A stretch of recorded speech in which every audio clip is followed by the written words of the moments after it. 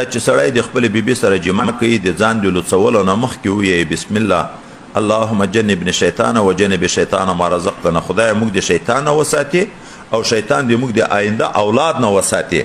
که جمع یې وکړه د دغه ښځې د دغه جمع نه اولاد پیدا شو، ظاهر عبارت داسې ده چې لم یضره شیطان ابدا، شیطان به ټول عمر ضرر ورنکي. څه خل ضرر و یا خاص ضرر مراد ده د عاملین نه دي چې دا تعویضونه کوي. دا کنکي الکان کله ژاړي ډیر دی ورته ام صبیان دي.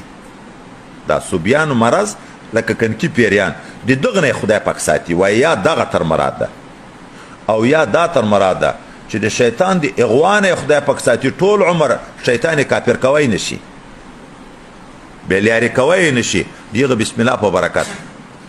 او بل خبر ده د شیطان د ضرر نه په دې معنی ساتي خدای پاک عجب تصرفات ورکړي دي. امتحان مرحله دي.